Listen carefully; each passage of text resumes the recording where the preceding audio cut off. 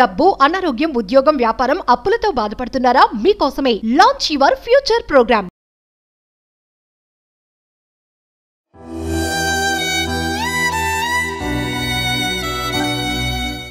Madam ఇంత ఘోరంగా జరుగుతుంది. ఎట్లా జరుగుతుంది?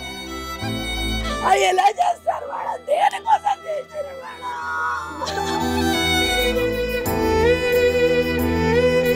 నా చిటి తల్లి, నా చిటి తల్లి, నా చిటి తల్లి.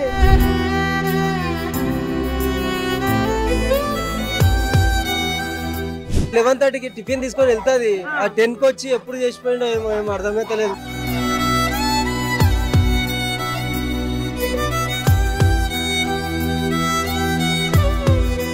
నమస్తే, welcome back to Suman TV. Present మనతో పాటు ఉన్నారు family counsellor, public speaker, motivation speaker Rajani Rama గారు. నమస్తే మ్యామ్. నమస్తే నవీన. మేడం, కుకట్పల్లి ఇన్సిడెంట్ చూసే ఉంటారు మీరు. మరి ఎంత దారుణం అంటే 12 సంవత్సరాల అమ్మాయి తండ్రి ఇంటికి వచ్చినప్పుడు బాక్స్ కోసం, లంచ్ బాక్స్ కోసం వస్తే చూస్తే పాప అలా విగత జీవిగా పడి ఉండడం. అంటే ఆడపిల్లలకి రక్షణ లేదనుకోవడానికి మరొక ఘటన అనుకోవాలి. ఇది బయట లేదు, తల్లిదండ్రులతో ఉన్నప్పుడు లేదు, మరి ఇంట్లో ఉంటే తన ఇంట్లో తను ఉంటే కూడా రక్షణ లేదు. ఒకసారి వివరాల్లోకి వెళ్తే మనకు తెలిసి కూకట్పల్లిలో పాప సహస్ర తల్లిదండ్రులు ఇద్దరు జాబ్ అని చెప్తున్నారు. పాప ప్రైవేట్ జాబ్స్ వెళ్ళాలి పాప. ఆవిడ ఏదో ఒక ల్యాబ్ టెక్నీషియన్, తండ్రి ఏమో ఒక ప్రైవేట్ దాంట్లో చేస్తారు. ఇప్పుడు పిల్లలు ఉన్నప్పుడు ఒక ఫ్యామిలీని ముందుకు నడుపుకోవాలి, కాస్త బెటర్ లైఫ్ లీడ్ చేయాలి అనుకున్న వాళ్ళు ఇద్దరు జాబ్ చేయక తప్పదు. పాప మరీ చిన్నది కాదు కదా, 11 years ఎంతో చెప్తున్నారు. తనకు కొంచెం ఊహ ఉంది కాబట్టి జాగ్రత్తగా ఉండమ్మా అని చెప్పి వెళ్ళాల్సిన పరిస్థితి తప్పదు. మరి 24 గంటల కాపలా కూర్చోలేరు కదా, ఎంతసేపు అని కూర్చుంటారు? నిజం చెప్పాలంటే తల్లి ఒక బాత్రూమ్కి వెళ్ళాల్సి వచ్చింది అనుకోండి, ఒక 5 నిమిషాలు, ఈ లోపల ఏమైనా అయిపోతుందా? అంటే పరిస్థితిని అంత దిగజారుస్తున్నారా సమాజంలో ఉన్న మనుషులు? అంటే ఆ 5 నిమిషాలు కూడా వదిలిపెట్టలేని పరిస్థితి తీసుకొస్తారా? అంటే వెళ్ళొద్దా? తల్లి అనేది కదలొద్దా? ఎంతవరకు చూసుకుంటారు వాళ్ళు? స్కూల్కి పంపిస్తారు, మరి చదువు సంధ్యలు చెప్పించాలి కదా, స్కూల్కి పంపించాలి. మరి స్కూల్కి కూడా వెళ్ళలేరుగా.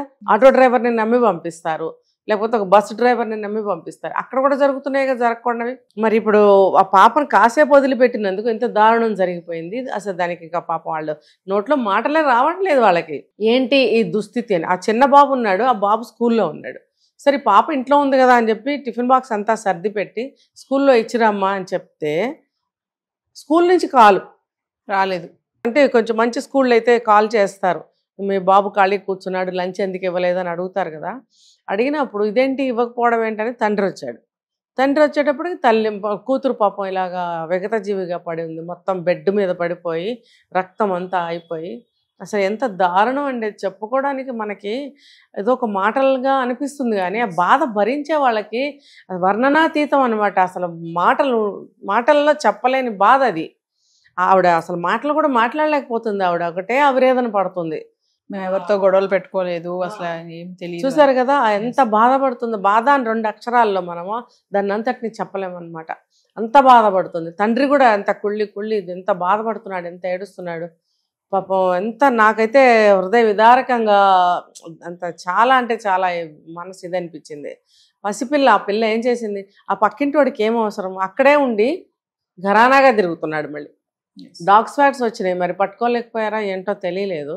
మొత్తానికి అక్కడే తిరుగుతుంటే పోలీసులు పట్టుకున్నారు. ఇప్పుడు దొంగ ఎప్పుడైనా సరే పట్టుబడతాడు. వాడి చేష్టలు, వాడి చూపులు, వాడి బాడీ లాంగ్వేజ్ అంతా కూడా యువతల వాళ్ళకి అనుమానం కలుగుతుంది. ఎప్పుడైనా పట్టుబడతాడు, తొందరగానే పట్టుబడతాడు. వీడు ఇంకా తొందరగానే పట్టుబడ్డాడు. ఏమైనా సరే వీడు ఏమి వాడు చెప్తున్నాడు రీజను, మా ఆవిడకి ఒంట్లో బాగాలేదు, బ్లాక్ మ్యాజిక్ చేశారు, అది వీళ్ళే చేశారు అనుమానం. అయిపోయింది, సరిపోయిందా? నువ్వే జడ్జ్ చేసేస్తావా? మరి అలా చేస్తే ప్రతి ఒక్కరికి ప్రతి ఒక్కరి మీద కోపం ఉంటుంది. వాళ్ళు తీసుకునే నిర్ణయాలు ఇలాగే ఉంటాయా? ఇలాగే ఉండాలా? నువ్వెవరివే అసలు ఒక మనిషిని అటాక్ చేయడానికి? అసలు ఎక్కడి నుంచి వచ్చావు నువ్వు? నాకు అసలు చాలా బ్లడ్ ప్రెషర్ పెరిగిపోయింది వాడు వినంగానే. నేను స్పెసిఫిక్గా ఎవరిని వేలెత్తి చెప్పాలని నా ఉద్దేశం ఉండదు ఎప్పుడూ కూడా. వీళ్ళు ఏంటంటే వీళ్ళకి మూఢనమ్మకాలు ఎక్కువ అటువైపు వాళ్ళకి.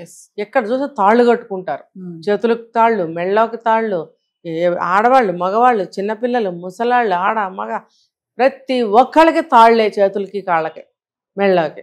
ఏంటి అంత మూఢనమ్మకాలు ఏంటి? తాయెత్తులు కట్టుకుంటారు. మరి మీ నమ్మకాలు మీకుంటే మీ ఊళ్ళో ఉంచుకోండి, మీ ఫ్యామిలీ వరకే ఉంచుకోండి. పక్క వాళ్ళకి ఎందుకు మీరు ఇంత దారుణమైన శిక్ష ఇస్తున్నారు? అసలు ఎవడివి నువ్వు? ఎక్కడి నుంచి వచ్చావు నువ్వు? నువ్వు బ్రతుకు తెరువు కోసం మా రాష్ట్రం వచ్చి మా ప్రజల మీద నువ్వు ఎవడివి ఇటువంటి జడ్జి చేయడానికి, ఇలా ప్రాణం తీసేయడానికి నువ్వు ఎవడివి? ఇప్పుడు అతని మీద చాలా కఠినంగా చర్యలు తీసుకోవాలి. ఇమీడియట్గా ఛార్జ్ షీట్ ఫైల్ చేయాలి వాడి మీద, చేసి వాళ్ళని రిమాండ్కి పంపాల్సిందే. అతను చిన్న అనుమానం వచ్చింది వీళ్ళు చేశారేమో అని, మరి పాప మీద ఎందుకు కక్ష తీర్చుకోవడం? అంటే వాడు ఎన్ని రోజుల నుంచి ఎదురు చూస్తున్నాడు ఎవరినో ఒకళ్ళని లేపేయాలని, లేకపోతే వాళ్ళకి ఎటువంటి శిక్ష వేయాలి అని అంటే ఆ పాపని ఏదన్నా చేసి చంపేయాలి, అప్పుడు కానీ వాడి కక్ష తీరదా అని. అది ఇప్పుడు ఆ పాపను కూడా లైంగిక దాడి చేశాడు అనే చెప్తున్నారు, ఇంకా రిపోర్ట్స్ రావాల్సింది ఉంది. అది ఏదన్నా బయటకు వస్తే మాత్రం వాడిని మామూలుగా వదలకూడదు.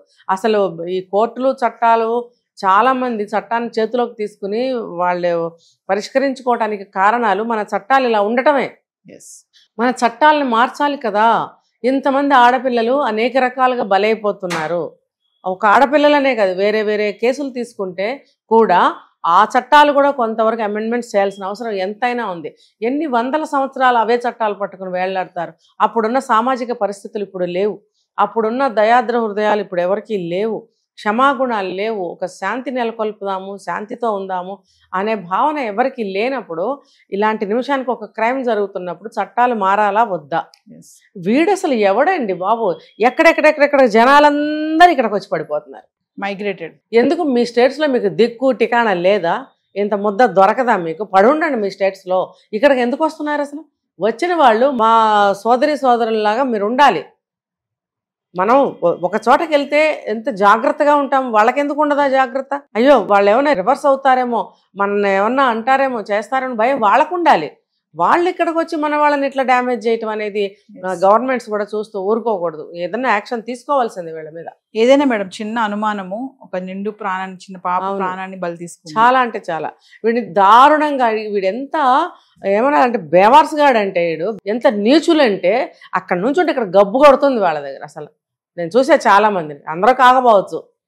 అసలు ఎక్కడి నుంచి ఎక్కడికి మీ గబ్బే కాకుండా మీ బుద్ధుల గబ్బు కూడా తీసుకొచ్చి ఇక్కడ పెడుతున్నారే, మేము బలేవాలా? అసలు మన తెలంగాణ గవర్నమెంట్ అసలు ఊరుకోకూడదు ఇలాంటి వాళ్ళని. అంటే ఎంతవరకు మేడం తల్లిదండ్రులు ఎంతవరకు కాపలా ఎలా కాస్తారండి? ఒకప్పుడు మనకు కాసారా? కాలినడకని స్కూల్కి వెళ్ళేవాళ్ళం, వచ్చేవాళ్ళం. కొంచెం లేట్ అయితే కంగారు పడి గుమ్మాల్లో అమ్మ ఎదురు చూస్తూ ఉండేది. నీకు భయం లేదా? మేము ఎదురు చూస్తానని తెలియదు, తొందరగా రావద్దంటే క్లాస్ లేట్ అయిందమ్మా, మేమేం చేయం, సార్ వదలలేదు, లేకపోతే పాఠాలు అప్పచెప్పలేదు, అప్పచెప్పి ఇంటికి వెళ్ళండి అనేవారు. నైట్ అయితే కొంచెం లేట్ అయితే కంగారు పడి అమ్మ గుమ్మల్లో నుంచొని ఉండేది, మేము వచ్చేవరకు అన్నం తినకుండా. ఆ భయంతో మేము సాధ్యమైన తొందరగా ఇంటికి వచ్చేవాళ్ళం. అంతేగాని ఇలా అమ్మలు ఎక్కడా మన వెనకాల వచ్చి కాపలా కాసిన రోజులు లేవే. 24 గంటలు వాళ్ళు బాత్రూమ్కి కూడా వెళ్ళకుండా కాపలాలు కాస్తారా? అది ఎక్కడ జీవితం? దీనికి ఏదైనా పరిష్కారం ఆలోచించాల్సిందే మన గవర్నమెంట్ అనేది. Thank you ma'am.